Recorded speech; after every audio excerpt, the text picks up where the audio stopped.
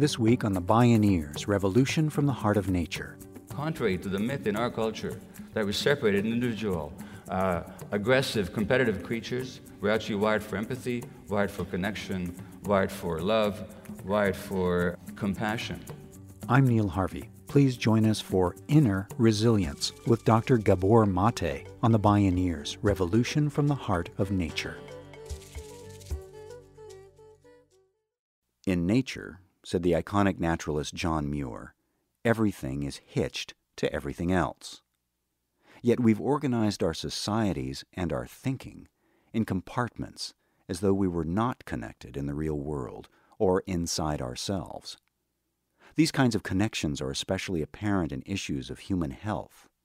How could we think that our human health is not connected to the health of our environment? But how do you define the environment? The field of mind-body medicine has repeatedly demonstrated how our emotional and psychological states can have profound influences on our physical health, both negative and positive. And as intensely social creatures, we're also deeply affected by our social environments. In this program, the visionary physician Dr. Gabor Maté explores the deepest psychological, emotional, and social forces at work that are leading to our society's poor health and unhappiness. And he says we have the capacity to heal both ourselves and our planet. This is Inner Resilience, back to our true nature. My name is Neil Harvey. I'll be your host. Welcome to the Bioneers, Revolution from the Heart of Nature.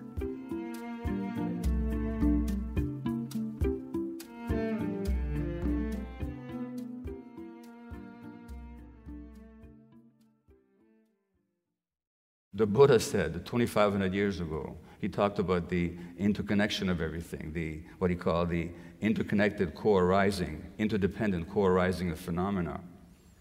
So he said, look at a raindrop. It doesn't just contain itself. You can't just understand it as an isolated entity. In fact, it contains the sky. Look at a leaf. It contains the sky in terms of the irrigation. It contains the earth in terms of the materials that go into it, and the sun in terms of the light that's needed to make it grow. And he said that the birth and death of any phenomena are connected to the birth and death of all other phenomena. The one contains the many, and the many contains the one. Without the one, there cannot be the many. Without the many, there cannot be the one. Dr. Gabor Maté is a Hungarian-born Canadian physician.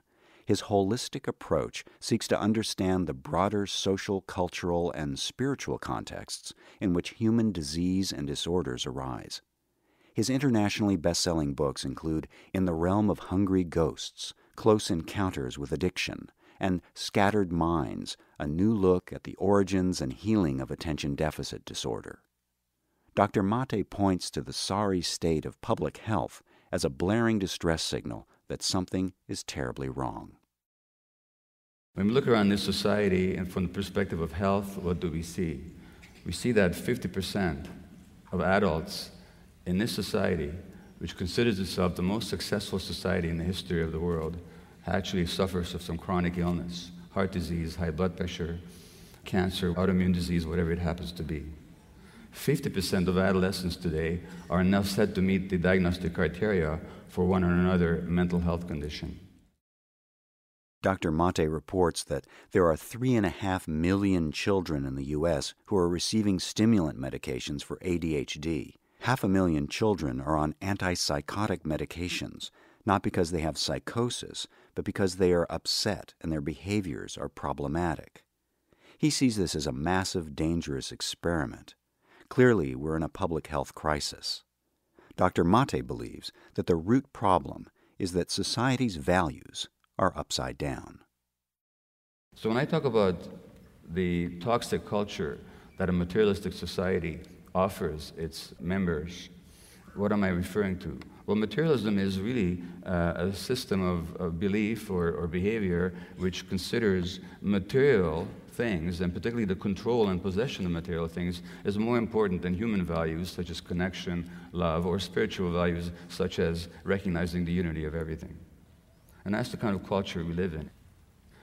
And that means that the culture itself quite apart from the physical toxins that we spew into the environment and the way in which we're altering the very air that we breathe and the very sun that shines on us, we actually are affected also by the toxicity of human relationships or the lack of human relationships that this kind of a society that emphasizes material values teaches us to pursue. And from that perspective, we have to understand that medicine is not simply a science. It's much more than that. It's also an ideology. It's also an ideology. It's a way of looking at human beings. So when we look at human beings as individuals without understanding the importance of their social relationships and their emotional, psychological interactions with others, that's actually a manifestation of the individualistic perspective of the entrepreneur who says that only I matter and what I gain or what I control matters, and we're all in competition with one another. So you see that economic ideological perspective also showing up in its own particular way in the practice of medicine. Well, reality is totally different. Reality tells us that we can't be separated. And this begins already in pregnancy. So a study out of Johns Hopkins University in 2004, for example, showed that the reactivity to stress of the fetus is affected by the stress, depression, or anxiety of the mother. So when you look at the heartbeat and the movement of infants in the womb, whose mothers are stressed, depressed, or anxious, you see different patterns of activity, and that will have lifetime effects. The studies reflect, this paper says, growing evidence that stress and depression can have early and lasting effects on the child life, including increased behavior problems, including learning problems. And we also know that if you stress pregnant animals in the laboratory, their children will be more likely to use drugs as a way of soothe themselves once they've grown up. So this mind-body unity and this interaction of our environment and the individual begins already in the womb. And therefore, how we treat pregnant women, how we provide an environment that's either supportive or possibly stressful, has a huge impact on the long-term development of their yet unborn offspring. And this, of course, happens during infancy as well, because that's a crucial period of brain development. As examples of the complex brew of physical, social, and emotional environments that lead to illness, Dr. Gabor Maté points to two key examples. First, children whose parents are stressed have more asthma. Second, a study found that if a woman was both stressed and emotionally isolated, the risk of cancer was 9 times higher than if she were only stressed or only isolated. Needless to say, economic hardship and poverty are extreme stressors, as well as sources of environmental injustice, such as severe toxic hotspots. A study a little while ago showed that when women who are pregnant breathe in polycyclic aromatic hydrocarbons, their children are more likely to have behavior problems by school age. So we think this is simply a physically environmental problem. No, it isn't. It's also a socioeconomic one, since it's poor women who tend to live in more polluted areas. And therefore, the medical scientists who did the study at Mount Sinai School of Medicine in New York said, this is really a paper about social justice. Poor people have more exposure to these things on all counts, whether bad air or psychosocial stress and other things. That's a societal problem, and the changes are not going to be on an individual level. They're going to be on the societal level. You can't separate individuals from their environment. A report out of Harvard earlier this year talked about the impact of toxic stress on children. And these children who experienced toxic stress because the environment was stressed, because their parents were highly stressed, or dysfunctional, or abusive, later on in life, they have a significantly increased risk of heart disease, obesity, diabetes mellitus, high blood pressure, and a whole list of other medical conditions. Not only that, how does an infant and a young child adjust to stress? Well, by certain coping mechanisms. If you're very stressed, but you're helpless in the face of the stress, and you can't escape it or to change it, one of the ways you'll respond is by tuning it out, by dissociating, by throwing your mind somewhere else, so you don't have to suffer the discomfort and distress of the pressures that the environment is placing upon you.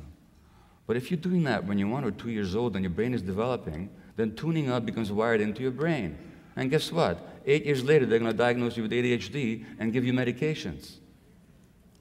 And if you're looking at the preponderance of all these childhood conditions that are just burgeoning in our society, autism, Asperger's, ADHD, oppositional defiant disorder, a whole range of childhood disorders, what are we seeing? Not genetic problems, not individual problems, but the effects of a highly stressed environment on parents, which are then passed on to their children despite the parents' love and despite the parents' best efforts. Well, where does that leave us? It leaves us, first of all, looking at the economic issues. And what we know is that growing up in a low socioeconomic background can actually impair the working memory and the size of different parts of the brain of the adult. So poverty in this country is far from simply an economic question. It's also a question of human development and what kind of consequences that'll have on people's behavior, capacity to respond to stress, and therefore to get ahead in a society in which getting ahead is the highest value. And if you don't get ahead, you're left behind. Dr. Maté observes that as a society, we're inflicting deep, lifelong wounds on generations of children, wounds that bring great costs, both in human suffering and money. Similarly, children who are stressed early will have problems with impulse regulation later on. Impulse regulation means that their capacity to anticipate consequences and to respond calmly to the environment is impaired. And that means they're also going to be at a greater risk of addiction. Now, if you look at addictions, what are we looking at? We're actually looking at two factors. We're looking at, number one, the desperation to escape from the pain and distress that the child has experienced early on in life, which then become programmed into his personality and his heart and his brain. And how do you escape? Well, one way to escape is through addictive behaviors, whether that be drugs or the internet or sex or food or shopping or whatever else. And number two, since, as I've already mentioned, brain development early in life is affected by the environment, people who are traumatized early in life, especially those that are traumatized, their brain development is impaired. And that their brain circuits and neurotransmitters, the chemicals in the brain, are actually at a disadvantage. So when they do the drugs, they feel complete and whole and feel good for the first time in their lives. Their addiction is not a matter of choice. It's a matter of a coping mechanism that is a response to early stress. Now, if we look at what stress is, it's not just a psychological event. I've already alluded to it. It's a physical event. It sets off a cascade of hormones, particularly cortisol and adrenaline in your body, which in the short term, again, help you escape or to fight back, but in the long term, damage your heart, your nervous system, your intestines, and suppress your immune system, which then makes you more prone for all kinds of diseases, naturally. The clear through line in all these tragedies is stress. So what do we know about stress? If you look at what actually triggers stress, the significant factors that trigger stress are uncertainty, lack of information, and loss of control. If you look at rats and you hook two pairs of rats together or two rats together, yoke them together, and you attach an electrode to their tails and you shock them with electricity, they will have physiological stress. But if one rat has a paw open that can shut off the lever that delivers that stress, that electrical shock, even though both rats get the same electrical jolt for the same period of time, the rat with the paw free will have less stress hormones in their body because they have some control. Now, what happens in a culture where the economy is going on a tube, where decisions are made far away by people who don't even know you and you don't know who they are, and your life is very much affected by these large forces over which you have increasingly a sense that you have no control or even influence over? Well, that means a lot of people are going to be stressed. A lot of uncertainty. A lot of people are going to be stressed. And that stress then will lead to addictive behaviors. That stress then will lead to parents passing that stress on to their children. Childhood stress is something Dr. Gabor Maté knows about intimately. His personal story when we return. This is Inner Resilience, Back to Our True Nature. I'm Neil Harvey. You're listening to the Bioneers, Revolution from the Heart of Nature.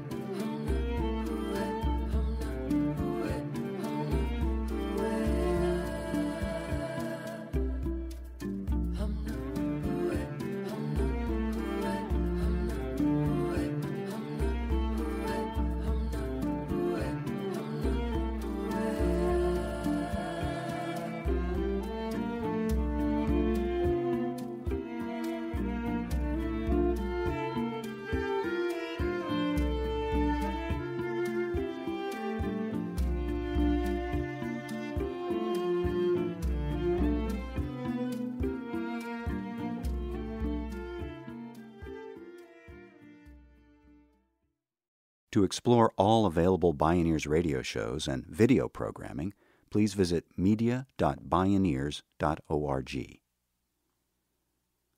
Dr. Gabor Maté was born in Nazi-occupied Hungary in 1944. He recently returned there on a book tour. The apartment where I was staying at was 2 blocks away from a house in Budapest, a few blocks away from the Danube River. On the banks of the Danube, there's a memorial to Jews that were shot into the river by the Hungarian fascists in 1944. It's a group of empty shoes, bronzed shoes that are just glued to the bank of the river. It's a very eloquent, completely signless memorial that speaks very loudly for the experience that it commemorates. A few blocks away from there is a house which used to be a glass factory in the 1930s, so it's called the Glass House, where my mother and I lived under very precarious Swiss protection along with 1,000 other Jews in 1944. And it was precarious because even there the fascists would come and kill people, and there was starvation, mass disease, and all the conditions you can imagine in a city under siege, in a ghetto under Nazi occupation. And I visited that house, and there's actually a little museum in there with my name in there as being one of the survivors of that house. So I know what my trauma was. It was that horrendous first year of my life under conditions when my mother could barely ensure my survival. In fact, the only way she did was to give me to a stranger, a Christian woman in the street one day and said, "Please take this baby away." So I didn't see her for weeks. And prior to that, she was a stressed, depressed, grief-stricken, anxious, terrorized mother. She could not have met my needs, obviously, under those circumstances, barely being able to assure our survival. So that's what I trace most of my issues back to, was that very difficult first year of my life, which of course then had a huge impact on my own development. Is it possible to overcome these kinds of childhood traumas? Dr. Maté says emphatically, yes. We live in a system that generates all these pressures, all these stresses, and in a system like this, we can intervene. There's still a lot we could do, but we need to be fully aware. So if we're fully aware of the impact of early experience on brain development, personality development, and later function or dysfunction, and if we understood the actual physical costs of that, the psychological costs, the health costs, and the financial costs, then as a society we would put money into proper prenatal care for everybody. Proper prenatal care, not just physical care. I mean, this country in some areas has got perinatal outcomes that would not be unusual by third world standards. And we're talking about a country that considers itself the richest country in the world and which uses up a lot of the world's resources. But we can't ensure that children have a proper environment to be born into. I mean, what does that say?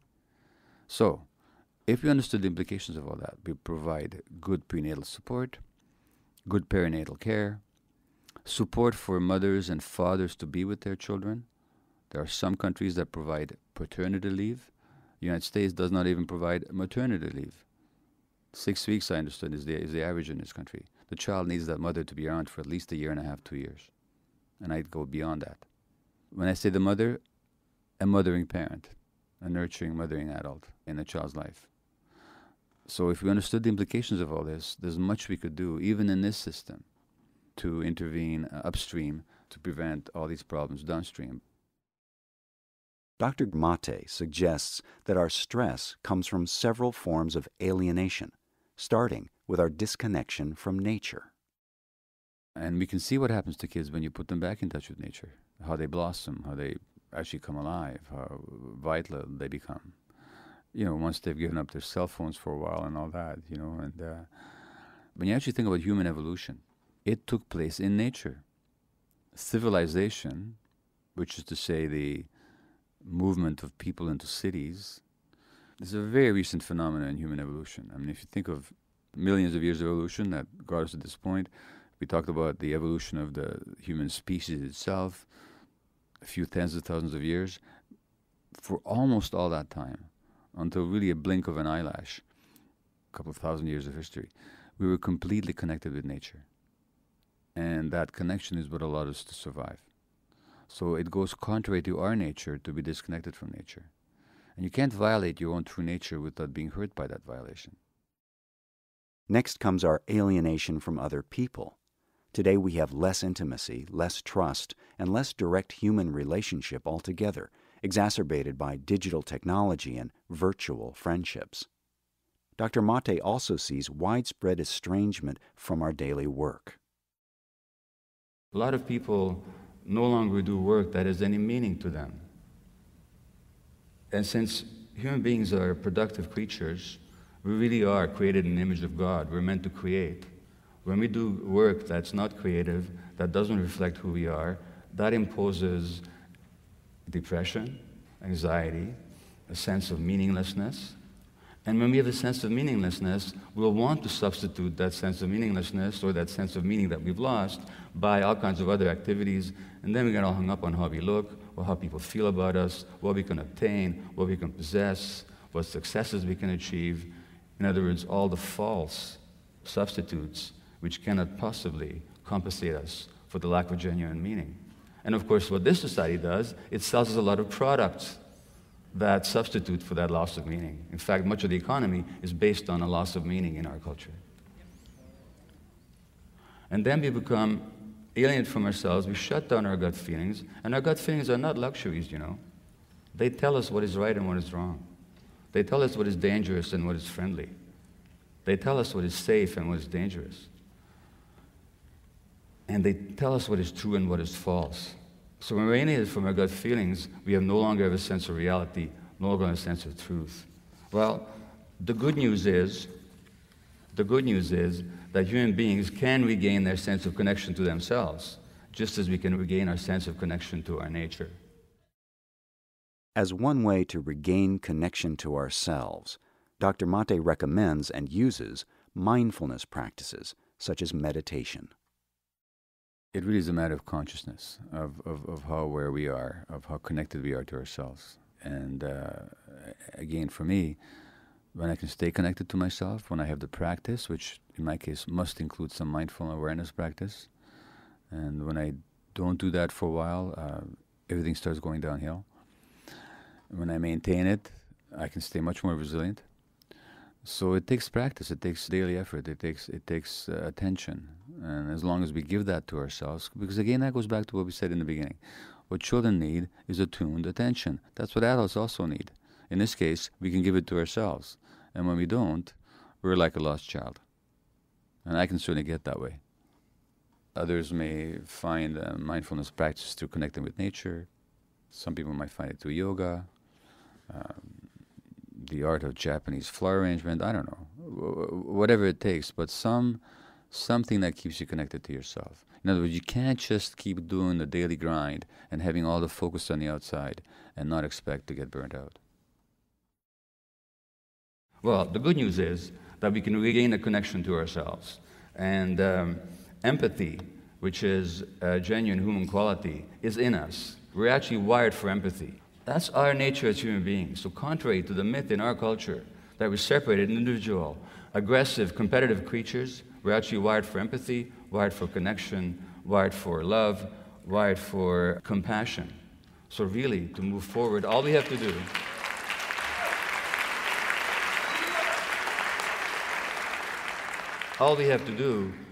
not an easy task, but it's certainly available to us, is to get back to our true nature. Thank you.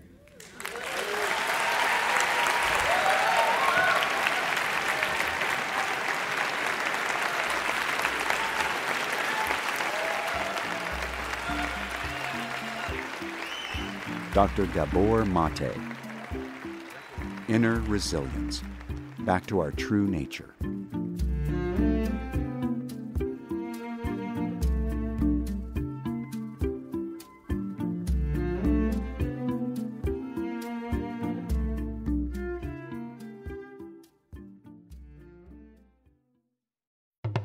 You can explore more Bioneers radio shows and video programming online at media.bioneers.org. For information on attending the National Bioneers Conference and Bioneers events in your area, please visit bioneers.org or call 1-877-BIONEER. The Bioneers, Revolution from the Heart of Nature is a production of Bioneers and Collective Heritage Institute. Executive producer, Kenny Ausubel. Written by Catherine Stifter and Kenny Ausubel. Senior producer, Neil Harvey. Managing producer, Stephanie Welch. Production management and station relations, Kate Hunter. Distribution is by WFMT Radio Network. Our theme music is taken from the album Journey Between by Baka Beyond and used by permission of Hannibal Records, a Rykodisc label.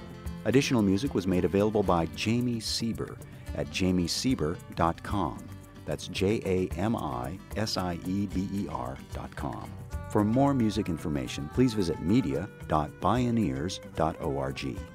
The opinions expressed in the Bioneers Revolution from the Heart of Nature radio series are those of the presenters and are not necessarily those of Bioneers and Collective Heritage Institute, the underwriters, or this radio station. My name is Neil Harvey. Thank you for listening. I invite you to join the Bioneers in inspiring a shift to live on Earth in ways that honor the web of life, each other, and future generations. This is program number 1113. This program was made possible in part by Organic Valley Family of Farms, organic and family-owned since 1988. Visit organicvalley.coop. Mary's Gone Crackers, healing the planet through conscious eating, gluten-free and vegan products since 1999. Learn more at marysgonecrackers.com. John Masters Organics, feel good about looking good. Visit johnmasters.com. Funding also provided by a grant from the Park Foundation, dedicated to heightening public awareness of critical issues, and by the generous support of listeners like you.